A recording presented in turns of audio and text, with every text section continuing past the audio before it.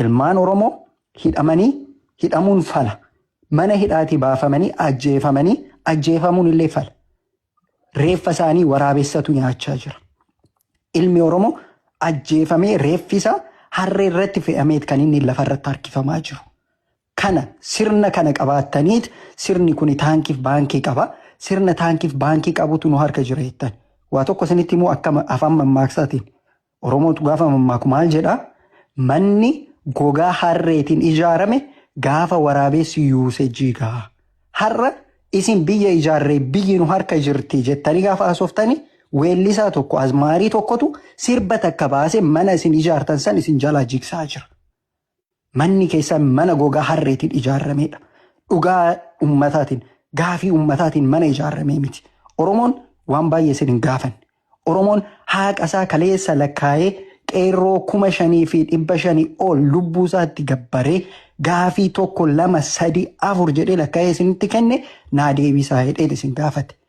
Har'a itti gaafatamaan paartii badhaadhinaa Foddaa TV fuuldura dhaabbatee Finfinneen kan Oromooti miti kan sabaaf sablammiiti jedhee kan dubbate bakka bu'aa paartii badhaadhinaa itti dorgomaa aanaa kuyyuu godina Shawaa Kaabaati malee Teedii Afrooti miti. Finfinnee dabarsitanii kan kennitan isin Oromoon gaafii isin gaafate keessa gaafii mirga abbaa biyyummaa, gaafii afaan hojii federaalaa taasisuu, gaafii daangaa Oromoof Oromiyaa kabachiisuu, gaafii Oromiyaa irratti Oromoon bilisummaa fi walabummaan yaadasaa bilisaan ibsachuu isin gaafateet nama gaafii dimokiraasii isin gaafate ajjeestanii kan dandeessan, kan hin dandeenye hiitanii, kan hin dandeenye immoo biyya ariitaniit har'a uummata Oromoo abbaa dhabsiistan.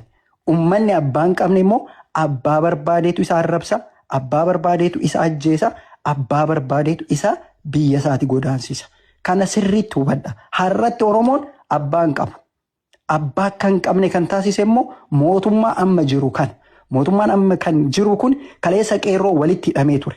Kaleessa hooggantoota siyaasaa bakka garaagaraa turanii bu'aaf bayii aarsaan lubbuutti kaffalamee jijjiiramni dhufe gaafa jedhamu bakka tokkotti dhufan kan gargar isaan baasee kaan ajjeesee kan akka Jaalbattee Hundeessaa harka isaanii duubatti hidhee ajjeesee kaan mana hidhaatti dararee kaan dhibeedhaan akka waa takka iyyuu hojjechuu hin dandeenyetti isaan taasisee kaan kanana akka Jawaar Mohaammed biyya isaan ari'ee har'a uummata Oromoodhaaf du'a isaatis gammachuu isaatis nama isaaf dubbatu akka dhabu kan inni taasise. Har'a bakka bu'aan Oromoo isin taatan isin immoo Oromoo fakkaachuus Oromoo ta'us Oromoodhaaf yaaduus hin dandeessan. Gaafa isin hundeeffamtan Oromoon akka baduuf wayyaaniin ulaagaan Oromummaa maalin yemmurka yemirkaa zimitama fakkeenya foora mootummaa deeggaruu fi ijoollee afaan Oromoo dubbatu mootummaan Oromoo jettu kana eegeesin Oromoon fakkaatan Oromoo bakka buuta jette ulaagaan Oromummaa maalin akka ilaalcha warra mootummaa mormuutitti. Ulaagaan Oromoo Oromummaaf sirna adda baasuu dhuma wayyaa fi gaafii ustaadhaan isaan dhaabbatan afaan keessa dhufee gaafataa ture waan ta'eef ulaagaan Oromummaa isin warra mootummaa mormu isin biratti ulaagaan keessan ulaagaa qaba ulaagaan Oromummaa maaliin? Oromummaa jechuun tokko Oromoo ta'anii dhalachuu guddachuu Oromoo ta'anii xiinsammuu Oromootiin wanta Oromoodhaaf fayyadu hojjechuudha.